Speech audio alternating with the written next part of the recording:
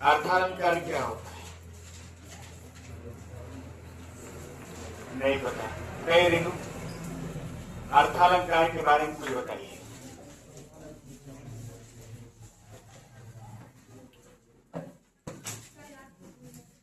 आप बताइए अन्नू।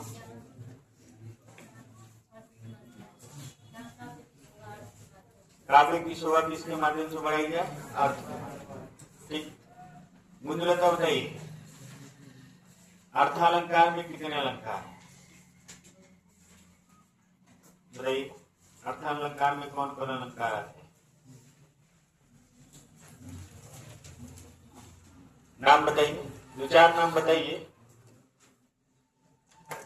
दो चार नाम बताइए अर्थालंकार में। बढ़िए। नहीं, वो अलंकार उपमा अलंकार है, ठीक है, लेकिन उपमेय कोई अलंकार नहीं। चलिए, सत्यम आ गया ही उठ गई। अर्थालंकार में कौन कौन से अलंकार आते हैं? दो चार बताइए।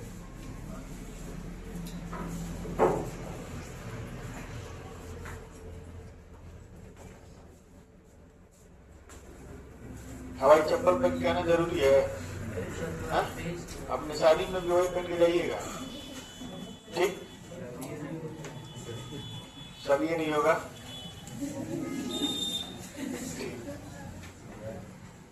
बताइए विशाल, कौन कौन से अलंकार आते हैं अर्थालंकार?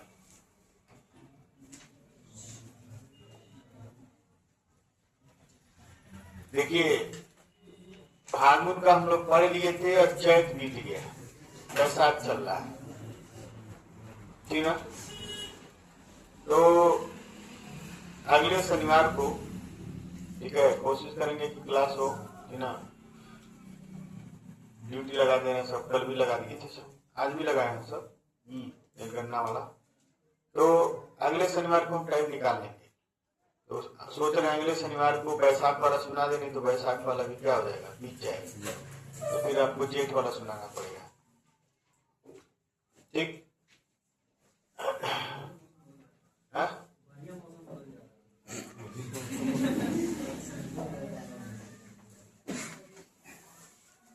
ठीक है, तुम बदल गए मौसम की तरह और हम फसल की तरह बर्बाद हो गए। तो लिखिए, बताइए, रिंकू बताइए।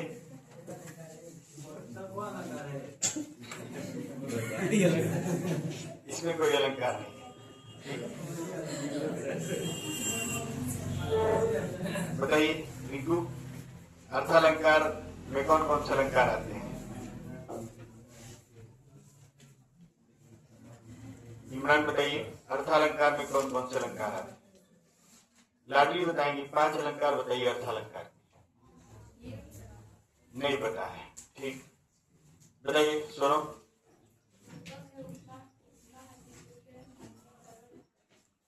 ठीक, बहुत बढ़िया। गरीमा बताइए। ये वाला तो पता था। कोई बात नहीं बैठिए। कोई भी 5 अलंकार बताना था, अब से बता दीजिए, उनका जो बताया हुआ छोड़ के।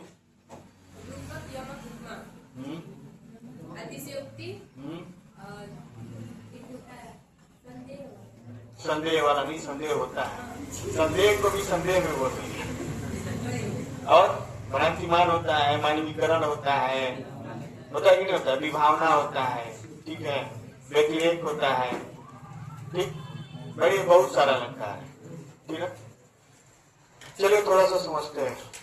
आप लोग को पिछले दिन बताए थे कि उपमान क्या है और उपमेय क्या है, बताए थे ना जी?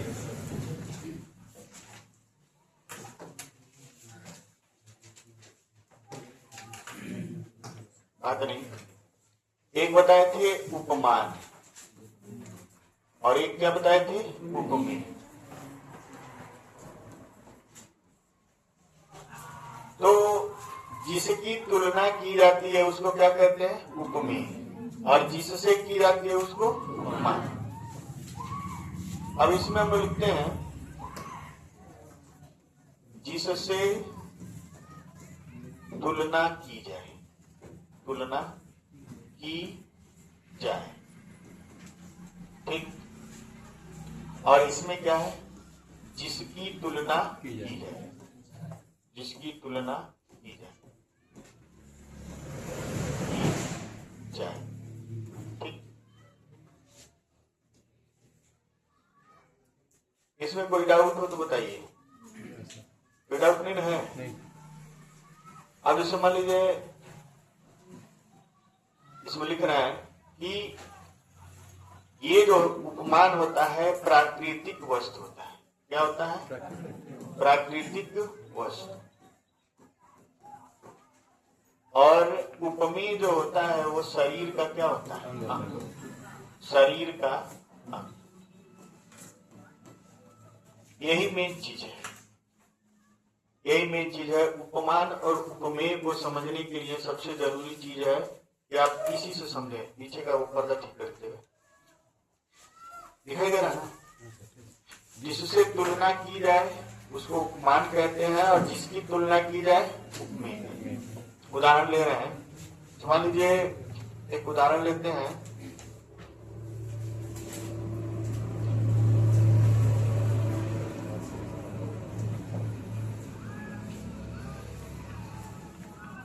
पीपर पात, पीपर पात सरिस मन डोला। दिखाई दे रहा है? पीपर पात सरिस मन डोला। ठीक। तो पीपल के पत्ते के समान, पीपल के पत्ते की खासियत यह है कि पीपल का जो पत्ता होता है, हल्का फुल्का भी हवा का झोंका चला तो वो क्या होता है? डोल जाता है। ठीक। बाकी पौधे नहीं डोलेंगे, लेकिन पीपल का पत्ता क्या होगा? डोल जाएगा। आप लोग इसको कभी महसूस करिएगा, पीपल का पत्ता पहले तो पीपल ही गायब हो रहा है। कभी आप देखा करिए, जब हमको पढ़ाया गया था ये, तो कई दिन तक हम गए थे। बरसात के समय में जब खूब शांत हो जाता है, बिल्कुल हवा नहीं चलता है, गर्मी खूब बढ़ जाती है, उस समय हम गए थे। अब पीपल के पेड़ के किनारे खड़े हो गए थे, तो ऊपरी जो पत्ता था वो घूम रहा था, हल्का फुल्का डोल रहा था। जो भी हमारे कवि लोग हैं जो लिखे हैं, देखे हैं, वो बिल्कुल सही चीज लिखे, सटीक लिखे। बाकी सारे पेड़ शांत थे। ठीक है। तो पीपल का पत्ता डोल गया। तो इसमें आप देखेंगे पीपल का पत्ता, पीपल का पत्ता, ठीक है। पीपल का पत्ता क्या है? प्राकृतिक। पीपल का जो पत्ता है ये उपमान है। क्या है ये? उपमान। प्राकृतिक वस्तु है। और हमारा जो मन है वो क्या है? शरीर का अंग है। ये क्या हो गया? उपमेय। ठीक। अभी दो ही चीज हम लोग जाने हैं कि उपमान क्या है और उपमेय क्या है। किसी को इसमें डाउट हो तो बताएं, क्योंकि पूरे अर्थालंकार में उपमान और उपमेय चलेगा। ठीक। तो उपमान मतलब प्राकृतिक वस्तु, उपमेय मतलब शरीर का। ठीक। अब उपमान और उपमेय में और क्या डिफरेंस होता है? ये उपमान जो होता है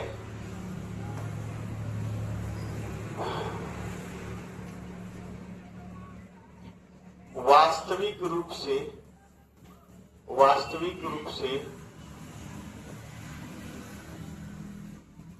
कार्य करता है। मतलब समझ रहे हैं? डोलना एक कार्य है ना, तो डोलना का मतलब अपने जगह से मूव करना, ये है डोलना। तो पत्ता जब डोलता है तो वास्तविक रूप से डोलता है, और जो मन डोलता है वो काल्पनिक रूप से डोलता है। आप नहीं सुन? पत्ता जब डोलेगा तो इधर उधर घूमेगा कि नहीं घूमेगा? लेकिन जब मन डोलेगा तो इधर उधर घूमेगा कि बदलेगा? बदलेगा। वो इधर उधर नहीं घूमेगा, वो क्या होगा? बदलेगा। तो वास्तविक रूप से कौन काम करता है? उपमान करता है। और काल्पनिक रूप से कौन काम करता है? उपमेय करता है। ये काल्पनिक रूप से काम करता है।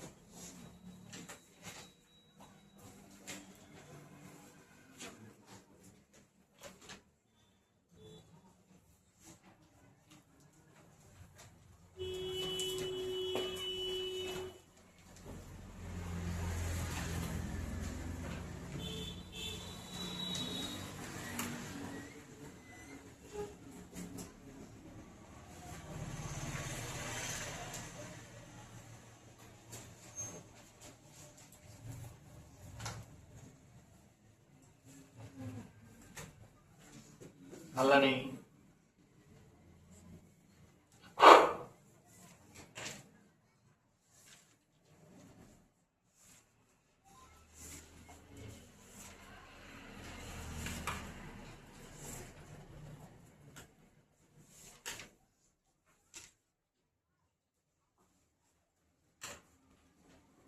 लिखनी हो तो इसको मिटाया जाए।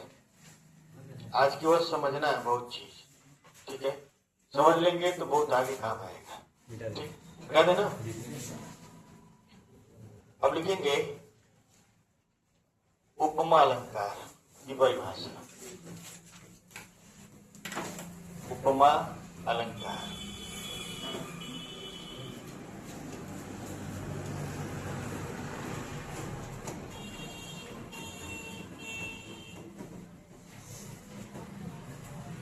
उपमा अलंकार में क्या लिखेगा? जहां उपमेय की तुलना उपमान से की जाए। उपमान से की जाए। उपमेय की तुलना किससे की जाए? उपमान से। उपमेय मतलब शरीर का अंग और उपमान बने प्राकृतिक वस्तु। कोई दिक्कत नहीं है इसमें।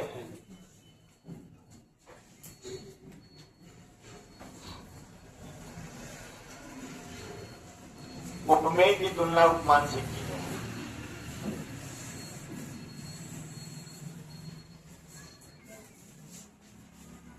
जैसे मान लीजिए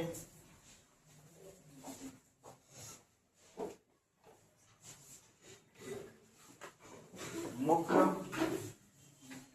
लिखते हैं मुख चंद्र सा है। मुख चंद्र सा, मुख चंद्र सा सुंदर है।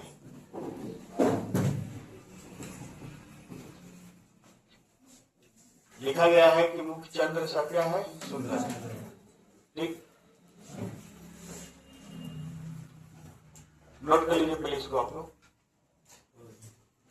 मुख चंद्र सा क्या है? सुंदर, ठीक। उपमेय की तुलना किससे किया गया है? उपमान से। बताइए उपमान इसमें कौन है? चंद्रमा है। और उपमेय कौन है? मुख, ठीक। लिख लीजिए जल्दी से, पहले धीरे धीरे लिखते हैं, तेज लिखा करिए।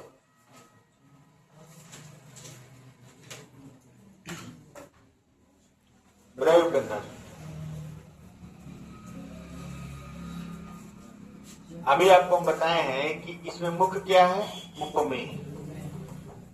और चंद्र क्या है? उपमान। तो उपमेय की तुलना किससे हुई है? उपमान से। मुख की तुलना किससे हुई है? चंद्रमा से, ठीक। अब लिखेंगे हेडिंग, लिखेंगे उपमा अलंकार के अंग, ठीक है।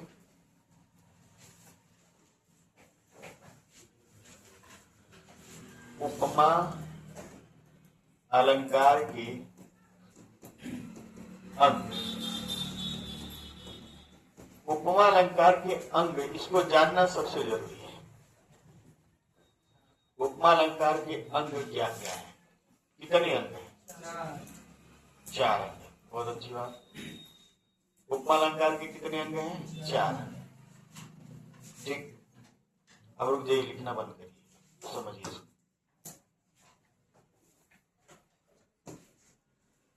पहला जो है वह है आपका उपमेय,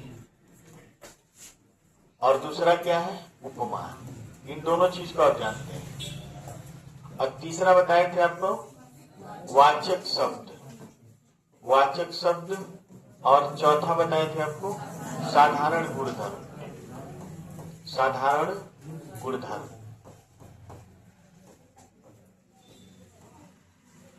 साधारण गुणधर्म।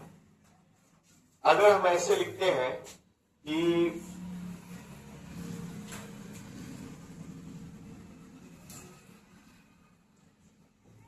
राधा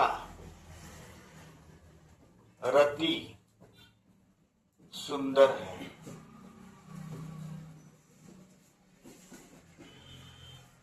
उपमेय और उपमान आप जान चुके हैं। उपमेय और उपमान क्या है जान चुके। मान लीजिए उपमेय हमारा हो गई कौन, राधा, और उपमान हमारी कौन हो गई, रति। रति जो है, रति की तुलना की, रति से तुलना की गई। अब कहेंगे रति तो स्त्री है, तो ईश्वर द्वारा बनाई गई, ठीक है। रति के सुंदरता के बारे में आप जाने, कामदेव की पत्नी कौन थी, रति, और उन्हीं को सबसे सुंदर स्त्री माना जाता है, और कामदेव को सबसे सुंदर पुरुष माना जाता है, ठीक।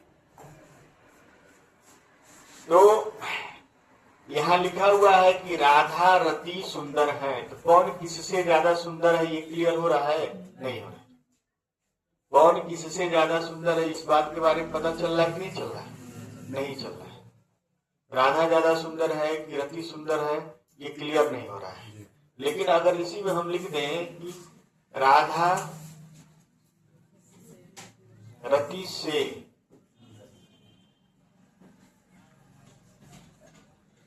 ऐसे लिखे, एक मिनट, राधा रति के समान सुंदर है,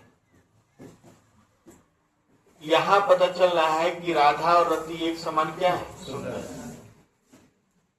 इसके पहले नहीं लिखे थे तो क्लियर नहीं था।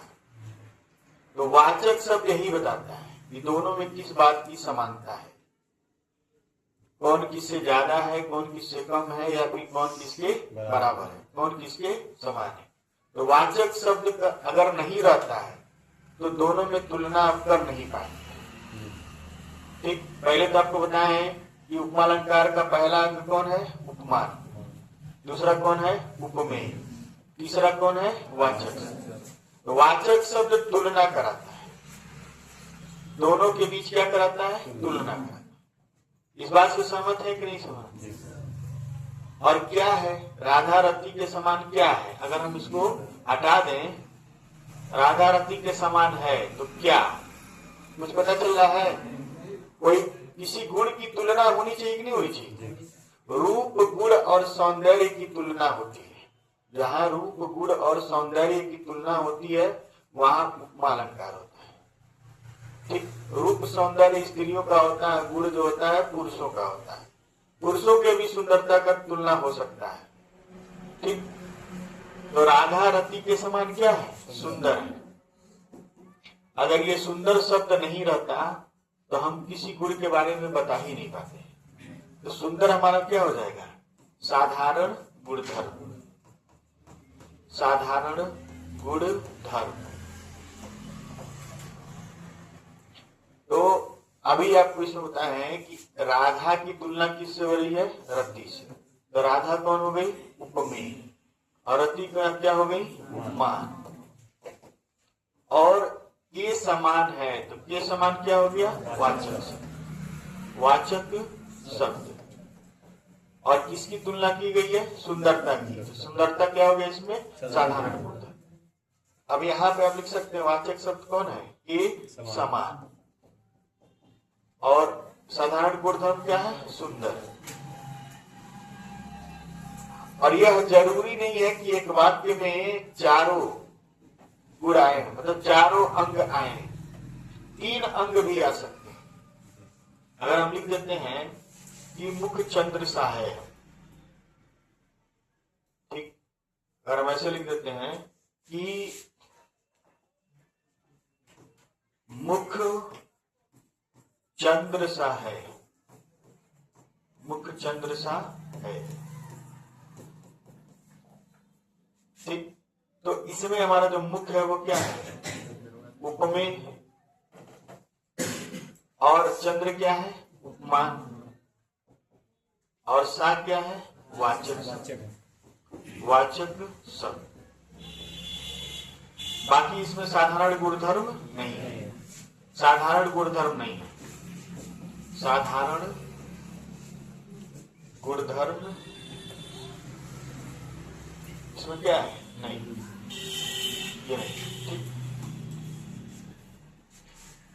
अब सवाल ये उठता है कि अगर 3 अंग रहेंगे तो केवल साधारण गुणधर्म हटेगा, बाकी तीनों का रहना क्या है, जरूरी, नहीं तो फिर वो उपमा अलंकार नहीं रहेगा। देखिए, जब तक तुलना नहीं कराएगा कौन, वाचक शब्द। वाचक शब्द तुलना कराता है, जब तक वाचक शब्द नहीं रहेगा आप जान ही नहीं पाएंगे कि उसमें उपमा अलंकार है। ठीक। और जब तक उपमेय और उपमान नहीं रहेंगे तो आप ये नहीं कर पाएंगे कि तुलना किससे किसकी हो रही है। तो उपमा अलंकार होने के लिए तीन होना जरूरी है, उपमेय, उपमान और वाचक शब्द। साधारण गुणधर्म कभी रहता है और कभी नहीं रहता। इतना क्लियर हो गया कि नहीं हो गया, समझ में आ रहा है, क्लियर है। उधर थोड़ा सा वापस बैक में चला जाए।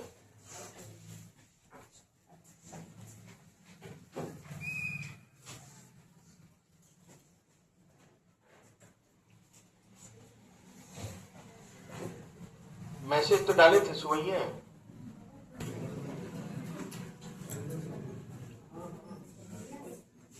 ये है आपका उपमेय, बात नहीं करिए, आपको समझिए। और ये है आपका उपमान। ठीक, ये उपमेय है और ये क्या है, उपमान है।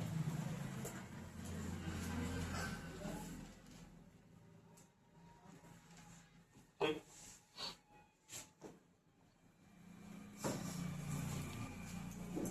देखिए, जब उपमेय की तुलना क्या हो, तुलना, थोड़ा इसको और दूर लिखना चाहिए।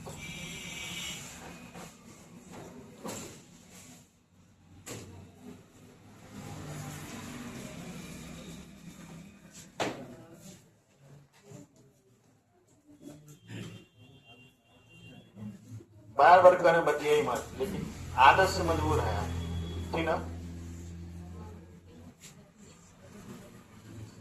जब उपमेय की तुलना किससे हो, उपमान से। जब उपमेय की तुलना उपमान से हो तो इसको कहते हैं उपमा अलंकार। कौन सा अलंकार कहते हैं, उपमान। इतने से सहमत है कि नहीं है। और जब उपमान की तुलना उपमेय से हो, उपमान की तुलना किससे हो, उपमेय से। जैसे हम आपको एग्जाम्पल लिख के दिखा रहे हैं, एग्जाम्पल समझिएगा। समझिए, मुख चंद्र सा है, मुख चंद्र सा है, तो मुख की तुलना किससे हुई है, चंद्र से। यहां मुख की तुलना चंद्र से हुई है तो ये है आपका उपमान। लेकिन अगर हम ऐसे लिखते हैं, चंद्र मुख सा है, यानी चंद्रमा जो है वो मुखड़े के क्या है, समान है। ठीक, अब यहाँ उपमान की तुलना किससे हुई है, उपमेय से। ये हो जाएगा प्रतीप अलंकार। कौन सा अलंकार होगा, प्रतीप। यानी जब उपमान की तुलना उपमेय से होगी तो इसको हम लोग क्या बोलेंगे, प्रतीप अलंकार। ये दो चीज समझ में आए कि नहीं है। यानी उपमा अलंकार का उल्टा कौन होता है, प्रतीक। सभी लोग सहमत हैं इस बात से।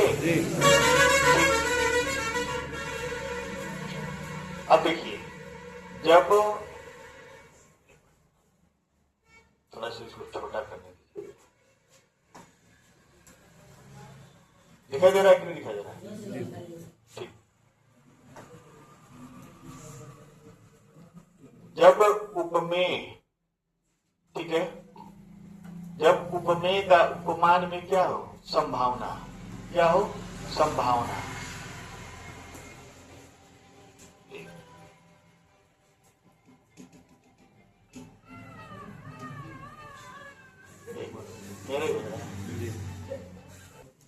देखिए,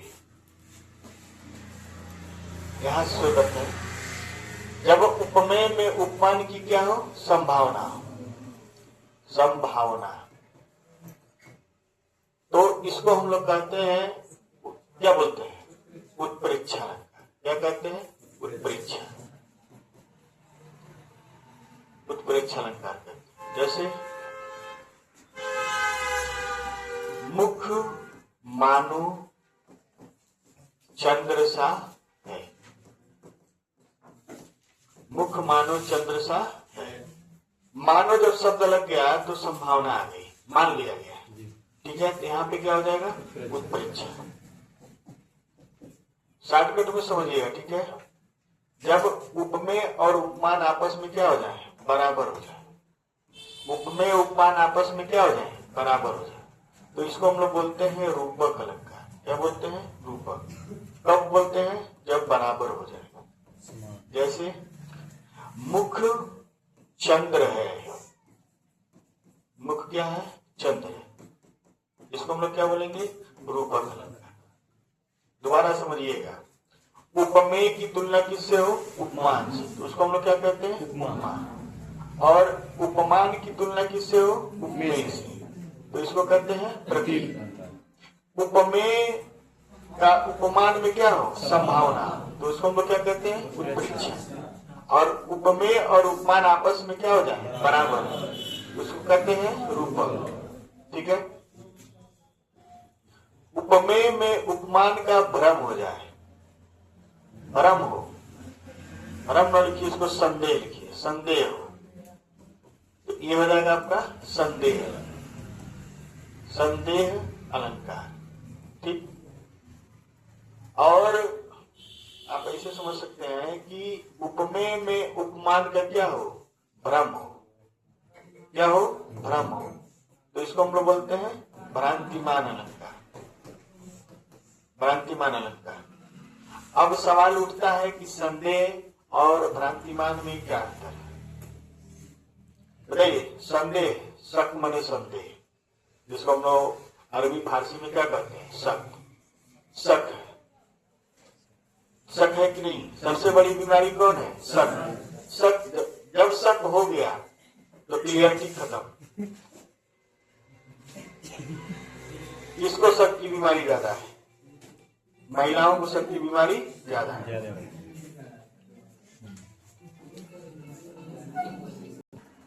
देखिए, उपमेय में उपमान का संदेह हो तो संदेह अलंकार, उपमेय में उपमान का क्या हो, भ्रम हो तो भ्रांतिमान। संदेह और भ्रांतिमान में क्या अंतर है आपको हम बता रहे हैं, ध्यान से देखिएगा, ठीक। फिर बतिया रहे हैं कोई, मुख है या चंद्र, मुख है या चंद्र, क्लियर नहीं है, क्लियर है ये, क्लियर नहीं है, इसलिए क्या है ये, संदेह। मुख है या चंद्र, साड़ी है कि नारी है, नारी है कि साड़ी, क्लियर आ रहा है कि नहीं आ रहा है। और यहां लिख दें मुख ही चंद्र है, यहां क्लियर हो गया, क्लियर हो गया कि नहीं हो गया। अब लिखे हैं मुख है या चंद्र, तो मुख है या चंद्र दिए क्या हो गया, संदेह।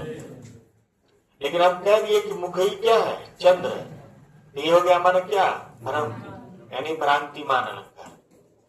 यानी हम भ्रम से मुख को क्या मान लिए, चंद्रमा मान लिए। हालांकि ये उदाहरण नहीं है, लेकिन छोटे छोटे शब्द है जो आपको जल्दी जल्दी समझा सकते हैं, ठीक। इसी तरह से मान लीजिए बढ़ा चढ़ाकर कहा जाए, बढ़ा चढ़ाकर, बढ़ा चढ़ाकर, तो इसको हम लोग कहते हैं अतिशयोक्ति। अतिशयोक्ति में पूरा स होता है, ठीक ना, बहुत लोग आधा लिखते हैं, ये हो जाएगा आपका अतिशयोक्ति अलंकार। अतिशयोक्ति अलंकार को क्या कहेंगे, बोलिए।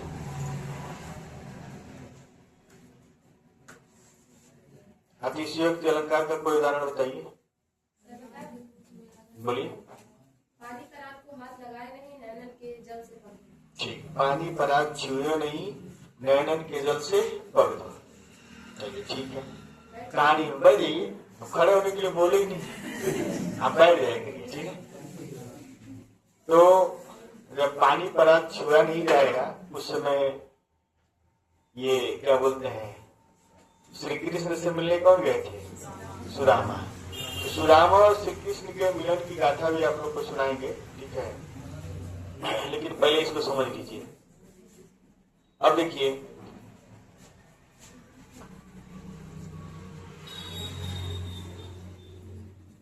जब उपमेय, एक चीज और समझिएगा आप लोग, ठीक ना, थोड़ा बढ़िया से। जब उपमेय की तुलना उपमान से हो और उपमान की तुलना उपमेय से, दोनों एक साथ हो। जब उपमेय की तुलना किससे हो? उपमान से, और उपमान की तुलना किससे हो? उपमेय से, दोनों एक साथ हो, तब इसको हम लोग कहते हैं उपमेय उपमा। बता रहे हैं थोड़ा सा, इसको हम लोग कहते हैं उपमेयोपमा अलंकार कहते हैं। इसका मतलब क्या होता है देखिए, उपमेय प्लस उपमा, जब दोनों को हम लोग जोड़ेंगे तो अ के बाद उ आएगा तो क्या हो जाएगा? य, ओ का मात्रा हो जाएगा, तो उपमेयोपमा अलंकार। तो उपमेयोपमा अलंकार का मतलब होता है कि उपमेय की तुलना किससे हुआ है? उपमान से, और उपमान की तुलना किससे हुआ है? उपमेय से। जहां दोनों एक दूसरे से तुलना करें वहां पे क्या हो जाएगा? उपमेयोपमा अलंकार। इतनी चीजों से आप लोग संतुष्ट हैं कि नहीं है कि नहीं? चलिए अब हम लोग देखते हैं। हाँ बोलिए। हाँ, समय पे सुनाया जाएगा, बात नहीं, समय सब कुछ सुनाया जाएगा, ठीक है। मान लीजिए कि कहीं उपमेय क्या हो? अनुपस्थित हो। उपमेय क्या हो? अनुपस्थित हो। अनुपस्थित हो तो इसको हम लोग बोलते हैं अपहनुति, अपहनुति अलंकार, ठीक है, अपहनुति अलंकार कहते हैं, ठीक। इसी तरह से थोड़ा सा इसको और जगह बना दिया जाए, ठीक है। हम चाह रहे हैं कि ज्यादा से ज्यादा अलंकार को आपको थोड़ा सा जल्दी में समझा दें, ठीक ना, ताकि पढ़ना तो सबको है, इसी से कई ज्यादा पढ़ना है। हम लिख रहे हैं कि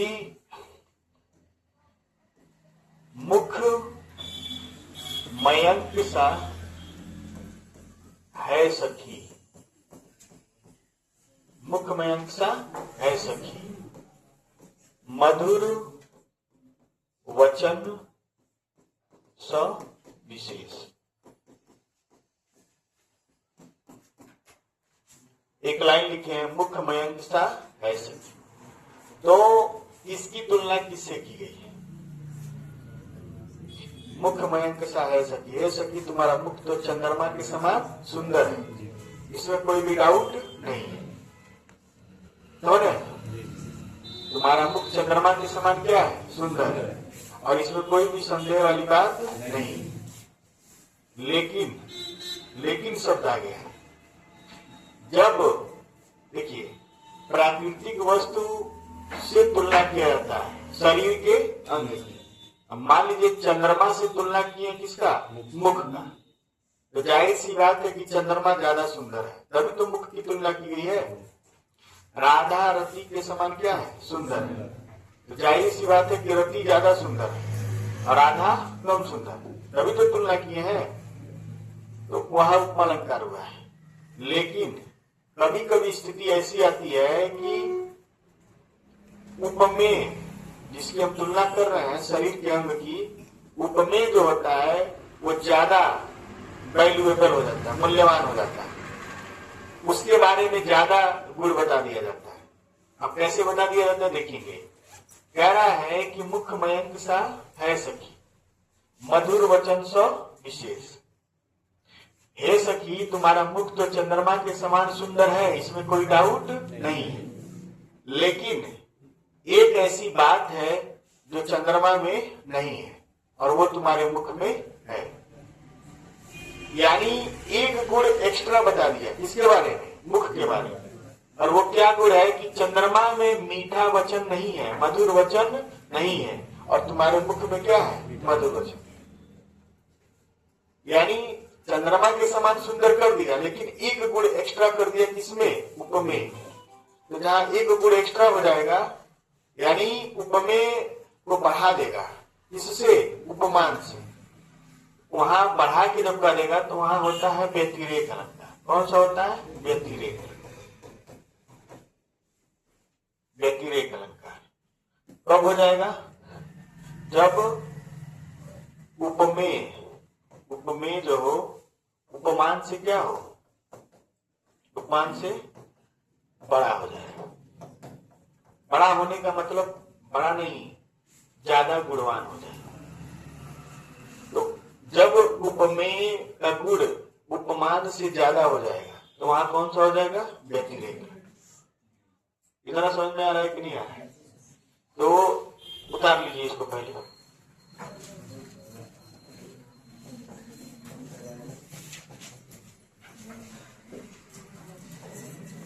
एक चीज और जान लीजिए, छोड़िए, एक चीज और समझ लीजिए, उसको उतार लीजिएगा। अब क्या हुआ कि मुख चंद्रमा के समान सुंदर है। मुख किसके समान सुंदर है? चंद्रमा। समझ उपेंद्र, मुख किसके समान सुंदर है? चंद्रमा। अब उपेंद्र को लगा कि इससे सुंदर मुखड़ा खोजना चाहिए, समझ रहे? और अपनी प्रेमिका से बोले कि हम इससे सुंदर मुखड़ा खोज के तुमको दिखाएंगे, और खोजना शुरू किए। ठीक है, और जब खोजने लगे तो उससे सुंदर मुखड़ा मिला ही नहीं। सीधा बैठ जाइए पहले आप लोग। उससे जब खोजना शुरू किए तो सुंदर मुखड़ा मिला ही नहीं। कई दिनों तक खोजते रहे लेकिन सुंदर मुखड़ा नहीं मिला।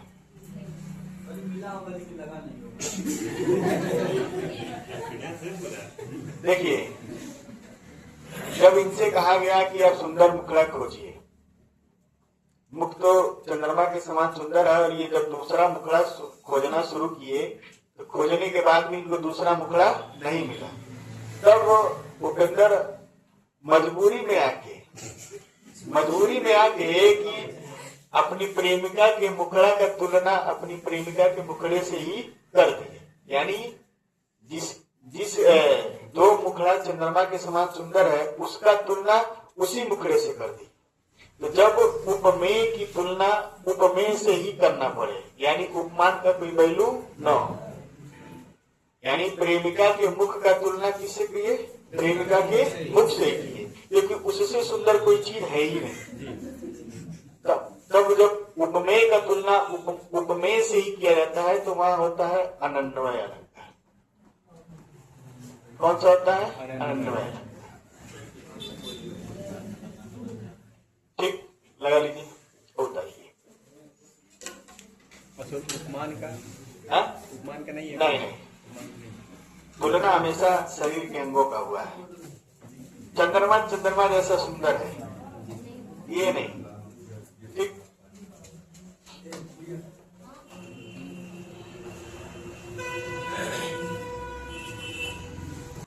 बराबर हो जाएगा मतलब क्या हो जाएगा? जब उपमेय और उपमान आपस में क्या हो जाए? बराबर हो जाए।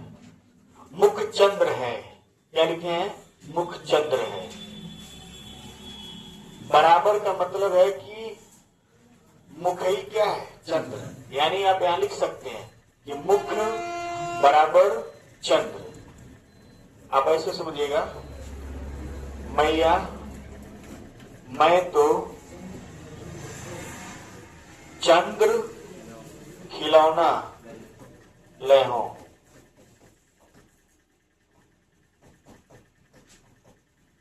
मैया मैं तो चंद्र खिलौना ले हो। तो श्री कृष्ण जी यशोदा से कहते हैं कि मुझे खिलौना चाहिए। कौन? वही चंद्रमा।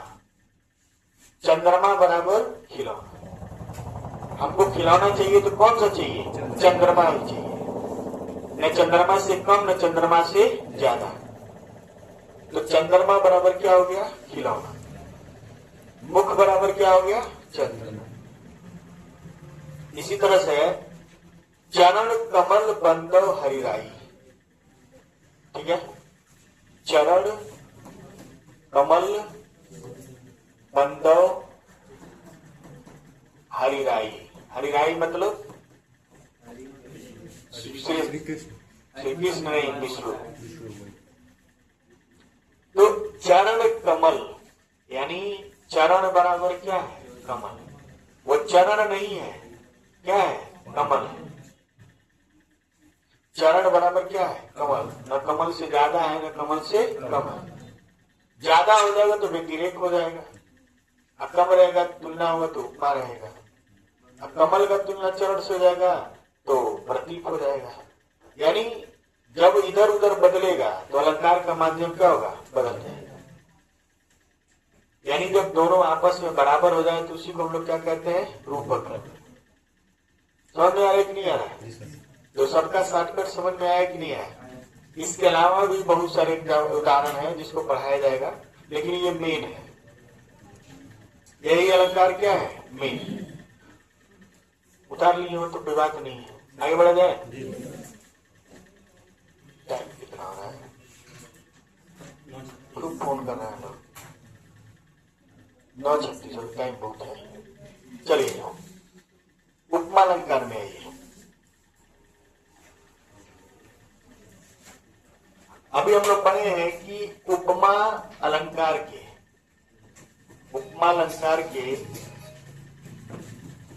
अंग कितने हैं?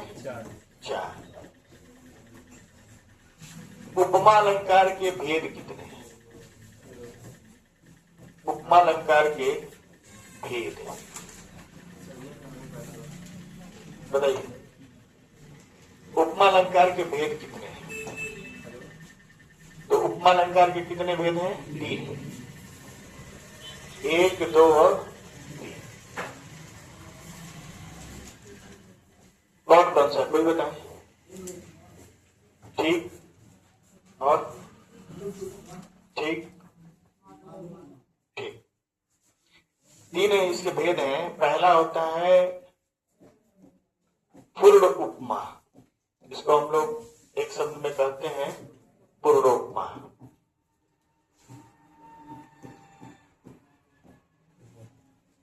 और एक होता है लुप्त उपमा, इसको हम लोग कहते हैं लुप्तोपमा। और एक होता है माला प्लस उपमा, इसको हम लोग बोलते हैं मालोपमा। पूर्णोपमा क्या होता है?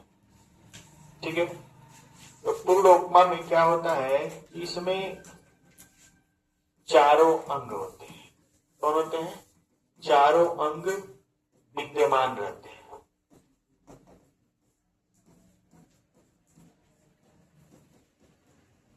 और इसमें क्या होता है? 3 अंग विद्यमान रहते हैं।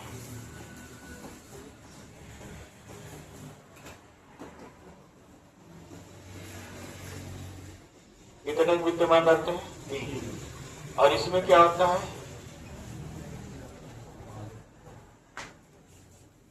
कई उपमान से तुलना। देखिए, एक ही उपमेय रहेगा लेकिन उसका कई उपमान से तुलना की जाती है। इसको भी शॉर्टकट में उतारिए।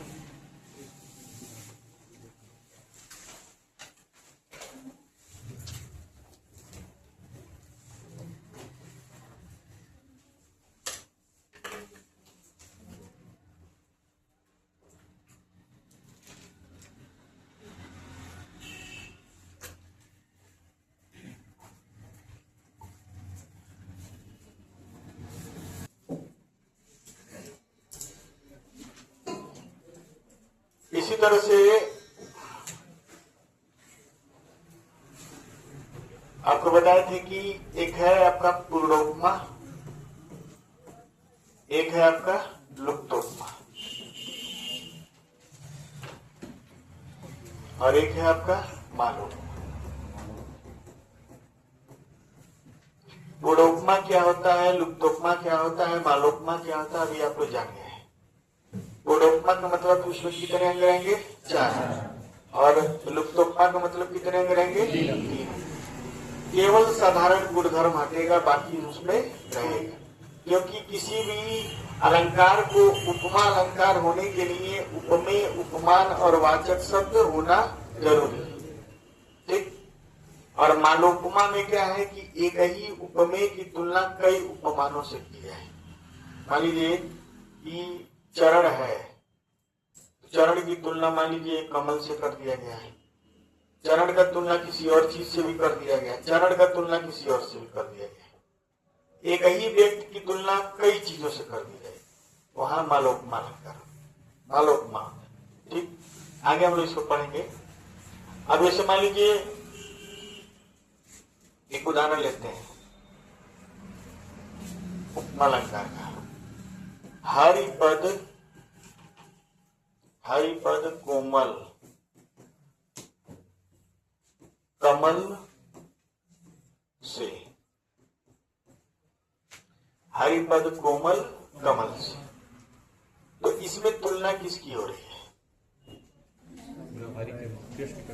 तुलना हो रही है हरि के पद, पैर की। हरि मतलब श्री विष्णु, हरिपद मतलब श्री विष्णु, और विष्णु के पैर की तुलना किससे हो रही है?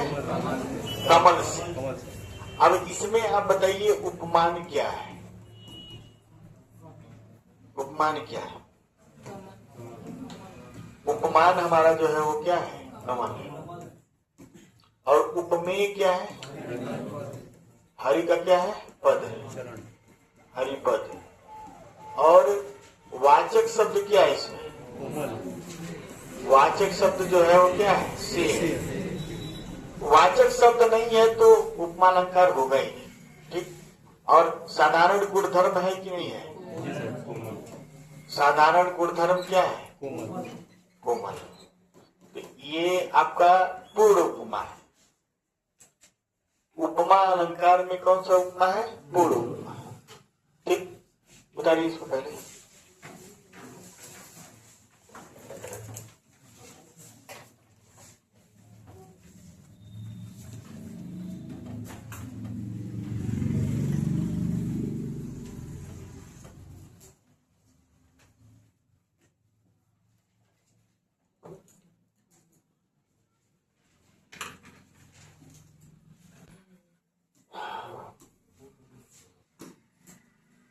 उपमा। ठीक है। दो शब्दों से मिलकर बना है, दो शब्दों से मिलकर बना है। कौन बता रहा है?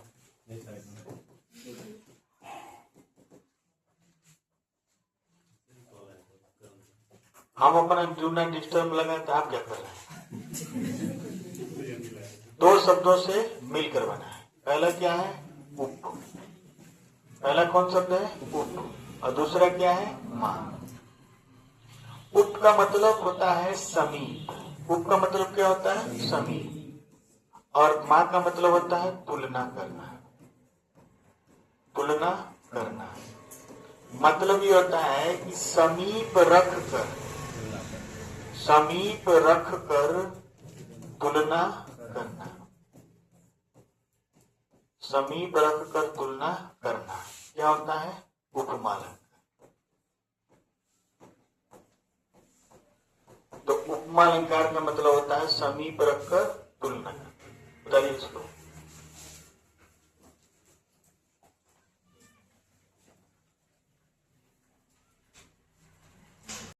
अब आगे समझेंगे।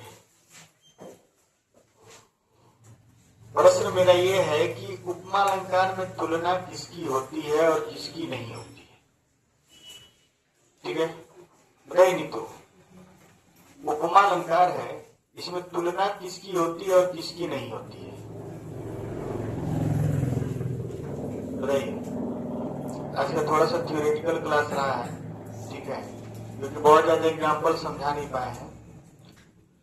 आज ये थ्योरेटिकल समझ लेंगे तो अगले दिन समझने में क्या रहेगा? आराम। अगले दिन केवल पढ़ना रहेगा, कुछ थ्योरी नहीं समझना रहेगा। तो अब्दुल्ला बताइए, बड़ा मुस्कुरा है, बनकटा के लोग बड़ा मुस्कुराते हैं। ठीक है, तो बताइए अब्दुल्ला। अब्दुल्ला थोड़ा ज्यादा अनुभवी क्योंकि इनका श्रृंगार प्रसाधन का दुकान है। तो कुछ ज्यादा इनके पास अनुभव है। बताइए अब्दुल्ला, तुलना किसकी होती है? उपमा अलंकार हम लोग पढ़ रहे हैं और हम लोग को ये जानना जरूरी है कि तुलना किस बात की होती है। बताइए सपना, किस चीज की तुलना की जाती है? सोनल बताएंगी किसकी तुलना होती है किसकी नहीं? रह सकते हो तो कैसे तुलना आप लोग करते हैं? आप चाहे तो किसी भी रूठी हुई स्त्री को एक दुआ सुना के मना लेंगे। हो रहा है, एक लाइन बोल के आप मना लेंगे। हम एक लाइन बोलते हुए पत्नी कुछ नहीं बोल पाती, बनाइए। ठीक, बहुत अच्छी बात। रूप, गुण, धर्म और सौंदर्य की तुलना की जाती है। ठीक है, इसे मान लीजिए उपमा अलंकार है। उपमा अलंकार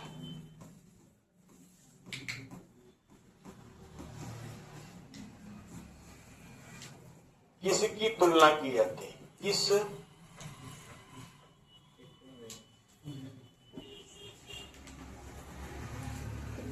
चलिए, किसकी तुलना की जाती है और किसकी तुलना नहीं की जाती? किसकी तुलना नहीं की जाती?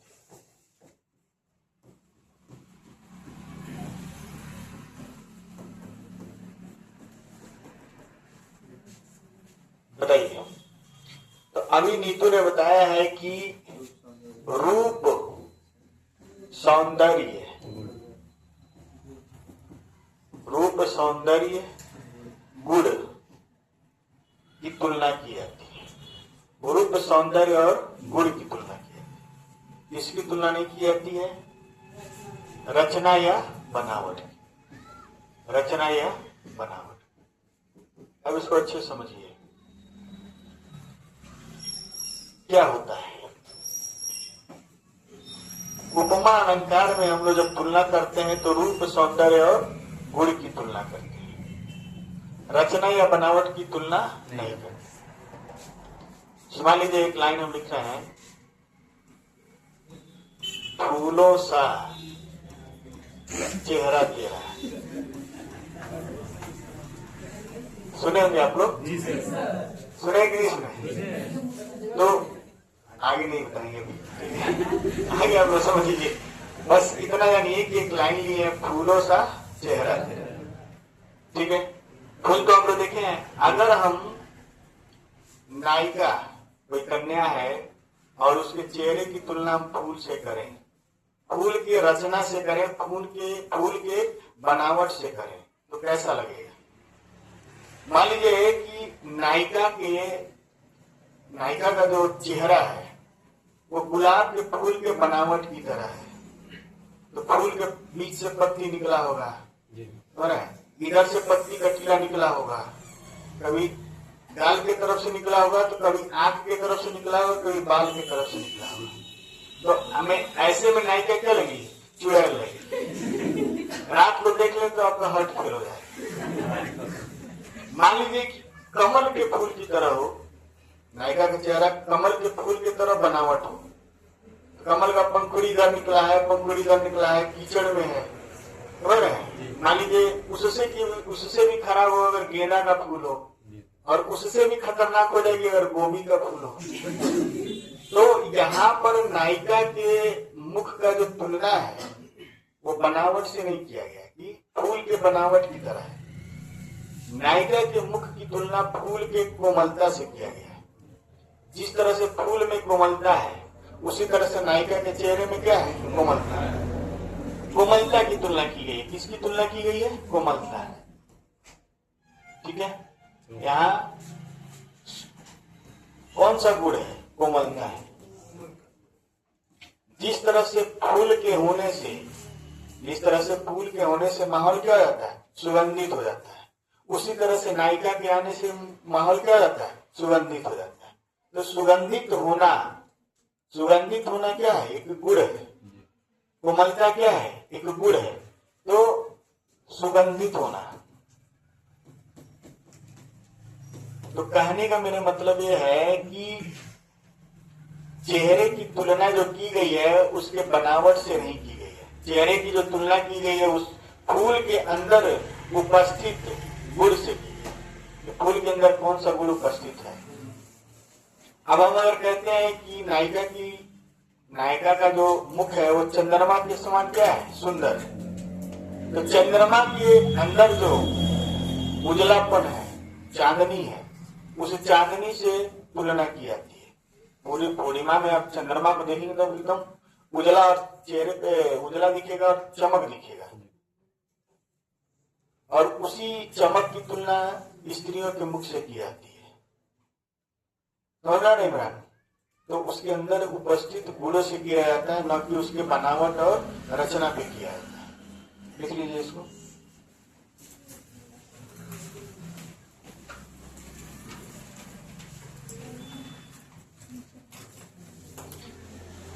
इतना देखिए, दिक्कत ये नहीं है। दिक्कत ये है कि उपमा अलंकार आपको कोई भी पढ़ा देगा, लेकिन डीप में ले आके चीजों को समझाएगा नहीं।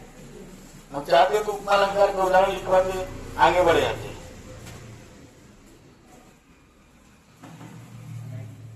लाइट है, चला लीजिए पंखा, गर्मी में गया।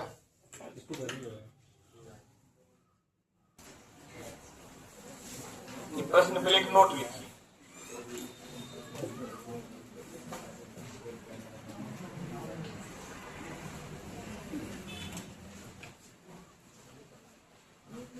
नोट लिखेंगे सब लोग। उपमा अलंकार होने के लिए, उपमा अलंकार होने के लिए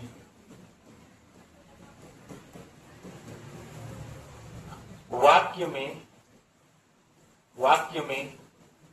उपमेय, उपमान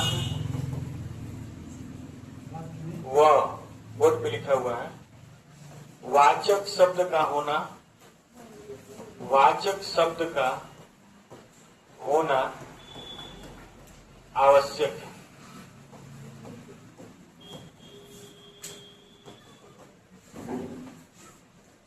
उपमा अलंकार होने के लिए वाक्य में उपमेय, उपमान और वाचक शब्द का होना क्या है, आवश्यक।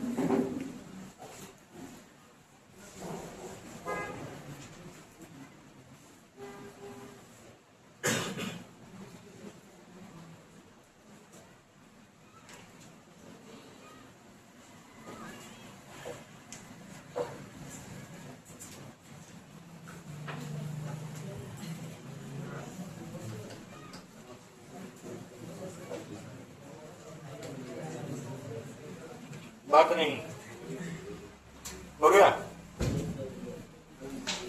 आगे लिखेंगे। एक मूल मंत्र लिखिए आप। अर्थालंकार में अर्थ जल्दी निकाल नहीं पाते। अर्थालंकार में आप एक चीज पाएंगे, जैसे शब्दालंकार था तो शब्द पकड़ लेते हैं, एक ही शब्द बार बार आ रहा है, एक ही शब्द की आवृत्ति कई बार हुई है। लेकिन अर्थालंकार में सब लोग अर्थ नहीं निकाल पाते हैं। तो वहां कोई ना कोई ऐसा ट्रिक होता है जो ट्रिक पकड़वा देता है कि रूपक है और ये उपमा है, ये संदेह है, ये भातिमान है। वो सारा ट्रिक आपको हम बताएंगे। अब इससे मूल मंत्र ये है, देखिए मूल मंत्र तो देखिए, उपमा अलंकार में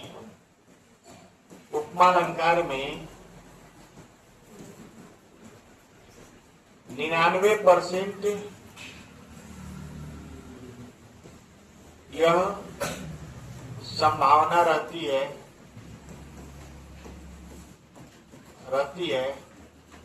कि वाचक शब्द प्रयोग होता है।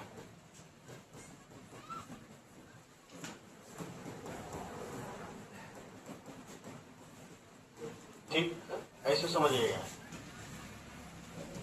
उपमा अलंकार में यह 99% चांस है कि क्या होता है, वाचक से। बिना वाचक शब्द के उपमा अलंकार बन ही नहीं सकता। वो 99% न लिखिए, इसको 99.99 कर लीजिए। और क्या हुआ, क्या कर रहे हैं? तो इसका मतलब यह है कि वाचक शब्द से उपमा अलंकार को पहचान सकते हैं। उपमा अलंकार को पहचाना जा सकता है, पहचाना जा सकता है। जैसे मान लीजिए कौन कौन से वाचक शब्द हैं।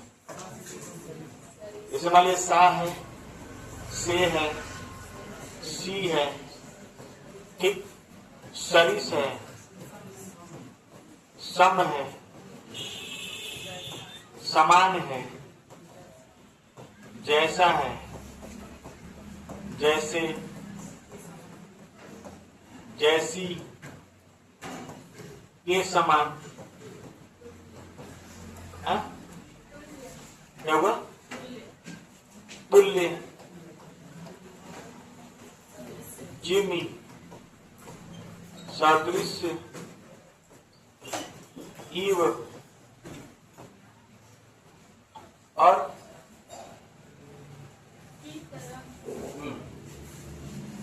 की तरह, ठीक है, की नाई, आगे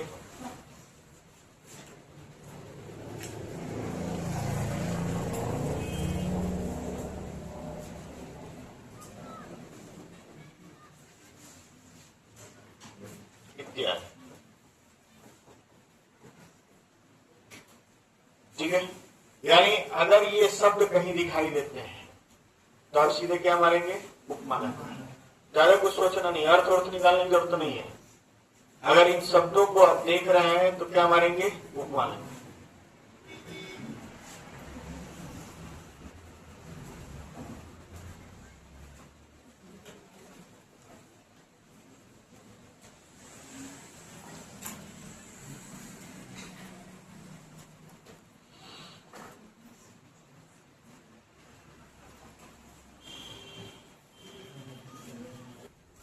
क्या हो रहा है वहां पे, सामने बैठ के चक्कर पकड़ करते हैं। कोई भी इसमें हिलता डुलता तो हमको तुरंत पता चल जाता है। आप खड़ा रहेंगे, आगे 1000 लोग रहेंगे तब भी अगर कोई एक्टिविटी होगी तो ध्यान उधर चला जाएगा। हम बैठ के सोच रहे हैं, बैठ के लोग घड़ी निहार रही हैं। एक तो लेट आना है, ऊपर से घड़ी निहारना है। किसी दिन समय से उठना नहीं है सो के।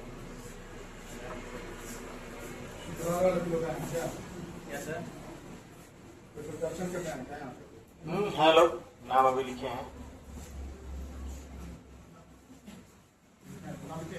हाँ, शर्म नहीं आता, पता नहीं घर के ना खाते।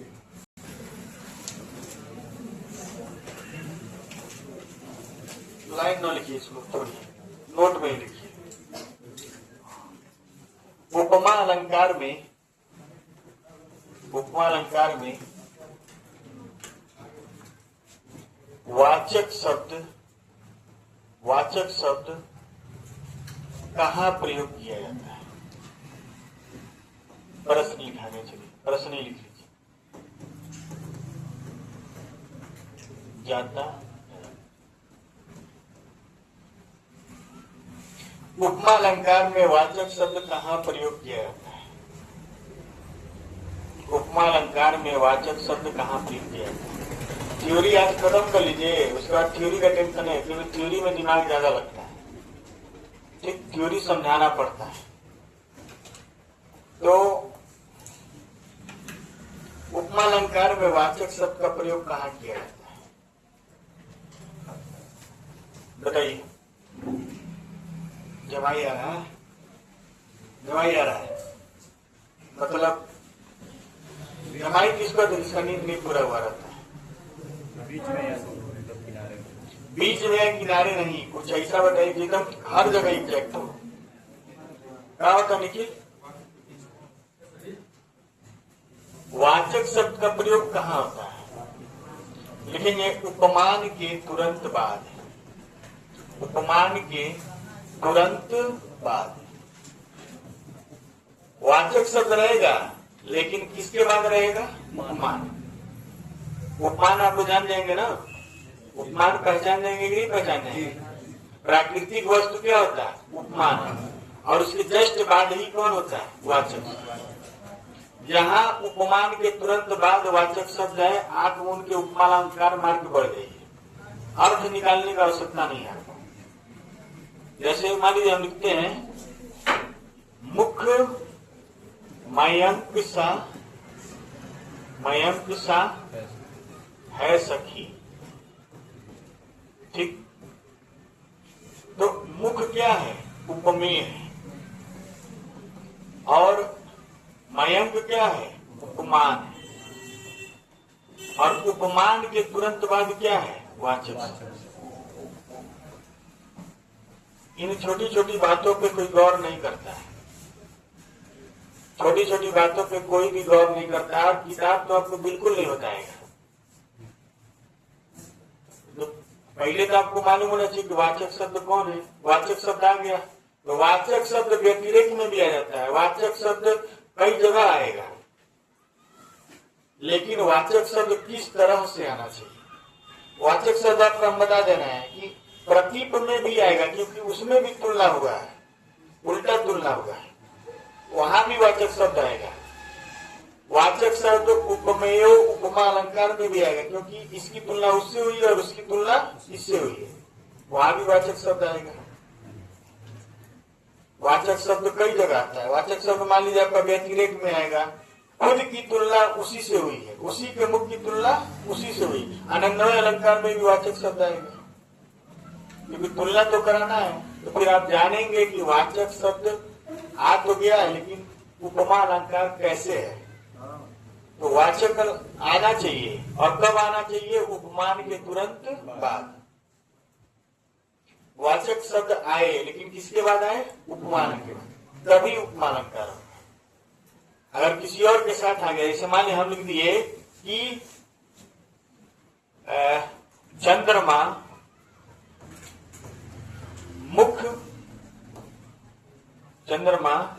मुख के समान सुंदर है। तो अब यहां बताइए कि ये उपमान है और ये क्या है? उपमेय है। और उपमेय के बाद क्या है? वाचक। तो जब उपमेय के बाद वाचक शब्द आया है, इसका मतलब ये है कि ये उपमा अलंकार तो हो ही नहीं सकता, ये कोई और अलंकार है। तो जब उपमेय के साथ वाचक शब्द आता है तो वो हो जाता है प्रतीक अलंकार। और उपमान के साथ वाचक शब्द आएगा तो क्या हो जाएगा? उपमान। उपमान के बाद वाचक शब्द। वाचक शब्द होना गड़बड़ नहीं है, वाचक शब्द इसके साथ होना जरूरी है, उपमान के साथ, तब जाके उपमा अलंकार होगा। नहीं तो पता चले वाचक शब्द देखिए और उपमा अलंकार मार के चले आए, कहेंगे कि हमारा तो गलत कर दिया है, हम कंप्लेन करेंगे और करेंगे सर इसमें ये है, ये अलंकार है। जानते तो हैं कि वाचक शब्द होता है, लेकिन किसके बाद होता है ये नहीं जानते। तो वाचक शब्द किसके बाद होना चाहिए? उपमान के बाद। लिखिए इसको, ये प्रतीक हो जाएगा।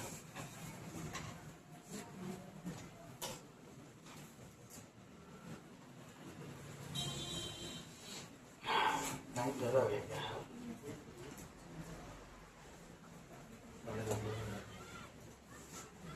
ठीक है, इसका थ्योरी खत्म हो गया। अब कल हम लोग पढ़ेंगे, मतलब जब भी पढ़ेंगे